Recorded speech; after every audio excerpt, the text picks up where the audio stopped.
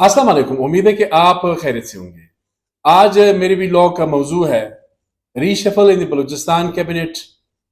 किससे कलमदान वापस लिए जाएंगे और किन जो एमपीएस साहिबान हैं उनको कलमदान सौंप दिए जाएंगे। इसके साथ ही आप सोशल मीडिया पे जब से गवर्नमेंट कायम हुई है, पहले तो ये होता था कि एक दो साल गुजर जाते, उसके बाद फिर ये बातें होती थी, लेकिन आप भी आदी हो गए कि बलूचिस्तान में बहुत जल्दी हुकूमतें भी तब्दील होती है, चीफ मिनिस्टर्स भी तब्दील किए जाते हैं। तो जो भी कोई सोशल मीडिया पे बात करता है तो जाहिर है आप भी उसको सीरियस लेते हैं और उस पर फोकस करते हैं।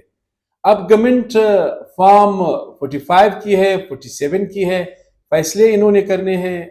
आप सबका इसमें इंटरेस्ट है, जाहिर है उसमें नहीं जा रहा हूं। खैर, ये मैंने आज बताना है कि आखिर वज़ीर-ए-आला बलूचिस्तान मीर सरफराज बुगटी को खतरा किस से है, किस सियासी जमात से है, किस शख्सियत से है और क्यों है।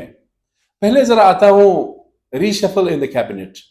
हमने गुज़श्ता रोज कहा था कि रिपोर्ट किया था, एक व्लॉग आपके साथ शेयर किया था कि महकमा सेहत का कलमदान जो है सरदार ज़ादा फैसल जमाली ओस्तमामत से उनका ताल्लुक है, उनसे ये वापस लिया जाएगा और ये दिया जाएगा बख्त मोहम्मद काकड़ को।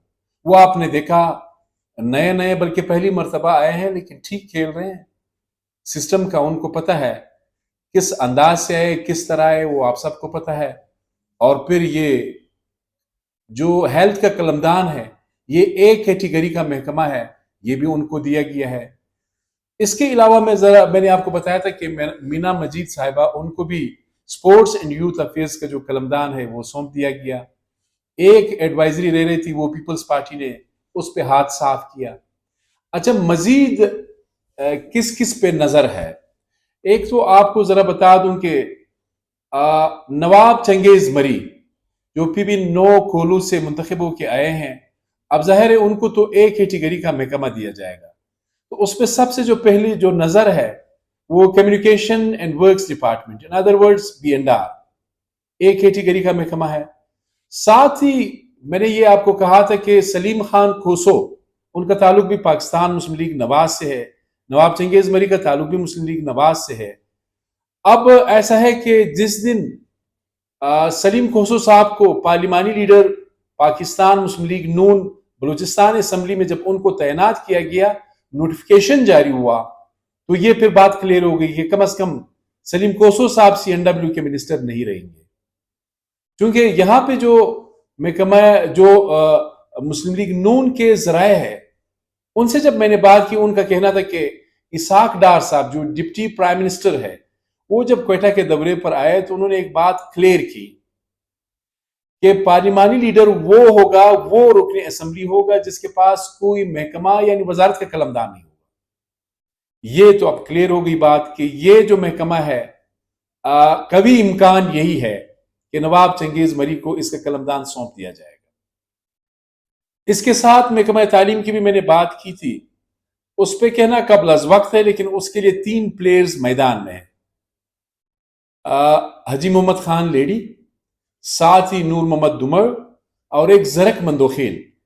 ये तीनों इनकी तक वदो है, लॉबिंग अपने तौर पे कर रहे हैं कि महकमा तालीम को तकसीम किया जाए।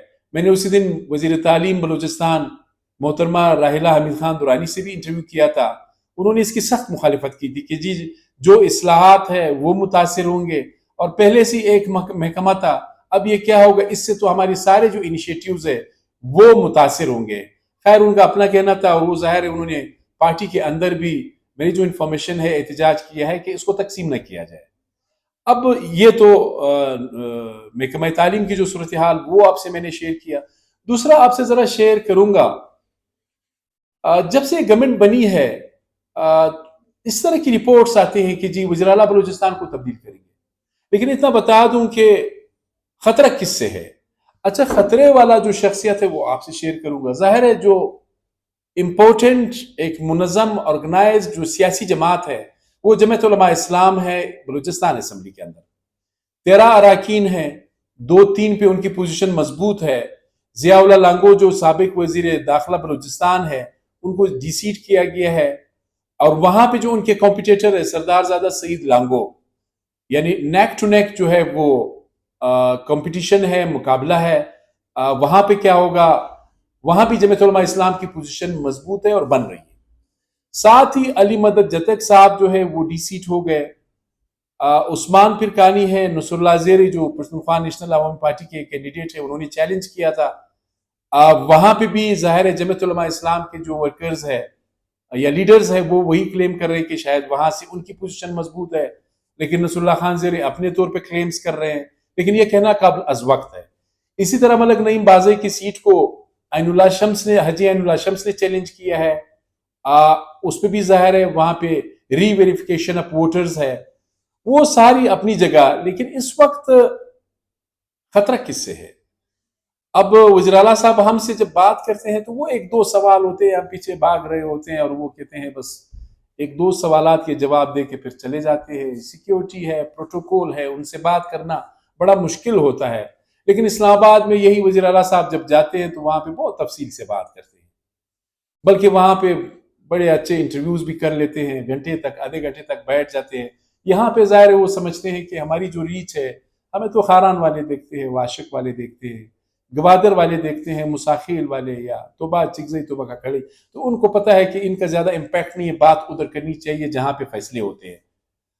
اب ایک انٹرویو کیا تھا ہمارے دوست جو ایک ساتھی ہمارا صحافی ہے، انہوں نے انٹرویو کیا تھا. انہوں نے کہا تھا کہ جی کوئی ایک شخصیت کا نام لیا تھا، صادق سنجرانی، سابق چیئرمین سینیٹ آف پاکستان، کہ جی وہ پتہ نہیں کتنے ارب روپے خرچ کرے آپ کو اور تھرو. صاحب نے کہا کہ نہیں، میرے علم میں اس طرح کی کوئی بات نہیں ہے. اور جب اسمبلی اجلاس بھی ہوتا ہے تو صادق سنجرانی صاحب اور سرفراز بگٹی صاحب جو ہے وہ ایک ساتھ بیٹھتے ہیں. اب بھی جب یہ کانسٹیٹیوشنل امینڈمنٹس پہ بات ہو رہی تو یہی بات ہو رہی تھی کہ جی مولانا صاحب اگر شرط رکھیں گے تو ان ریٹرن مانگیں گے کیا اگر وہ کانسٹیٹیوشنل امینڈمنٹ میں سپورٹ کریں گے. تو سب کی یہ رائے بھی تھی اور سب کا یہ تجزیہ بھی تھا کہ مولانا صاحب پھر بلوچستان کا ڈیمانڈ کریں گے، اور بلوچستان میں کوئی سینئر وزارت کا ڈیمانڈ تو نہیں کریں گے نا، بلوچستان میں تو پھر سی ایم شپ کا ڈیمانڈ کریں گے. سی ایم کے لیے ظاہر ہے سابق وزیر اعلیٰ بلوچستان نواب اسلم ریحسانی پوٹینشیل کینڈیڈیٹ ہے، اور بھی ہے میر یونس عزیز زیری جو اپوزیشن لیڈر ہے وہ بھی ہے، کوئی بھی بن سکتا ہے. لیکن یہ بھی ذرا بتا رہے ہیں ذرا کہ جی سنجرانی صاحب بھی مولانا صاحب کے بڑے قریب گئے ہیں. انہوں نے کہا ہے کہ یہ میرے اوپر چھوڑ دے، سب کچھ کوئی مسئلہ ہی نہیں ہے. اور حال ہی میں ایک سال سے تو وہ زیر عتاب تھے، لیکن یہ جو کانسٹیٹیوشنل امینڈمنٹ ہے یہ جب ٹیبل تو نہیں ہوا، جب ٹیبل کیا جا رہا تھا تو کہ جی اس نے سردار اختر مینگل سے رابطہ کیا، یہ یعنی سنجرانی صاحب دوبارہ لائم لائٹ میں آئے. تو کہنے کا مقصد یہ ہے پوٹینشیل تھریٹ کوئی اور نہیں ہے، پوٹینشیل تھریٹ صادق سنجرانی سابق چیئرمین سینیٹ آف پاکستان وہ ہے. وہ بڑے احتیاط سے کھیل رہے ہیں، ان کے ظاہر مسئلے مسائل بھی زیادہ ہے، وہ تو خیر اپنی جگہ ہے، لیکن یہ ہے کہ وہ کسی بھی دروازے سے انٹری مار سکتے ہیں. لیکن فی الحال میں آپ کو بتا دوں گا فی الحال کوئی چانس نہیں ہے. فی الحال سرفراز بگٹی صاحب کی جو پوزیشن ہے وہ مضبوط ہے. ہاں وہ ایک فالٹ لائن ہے، ایک خطرہ ہے ان کے لیے. یہ آپ کو بتانا تھا. اپنے میزبان سعید علی شاہ کو اجازت دیجیے. اللہ حافظ.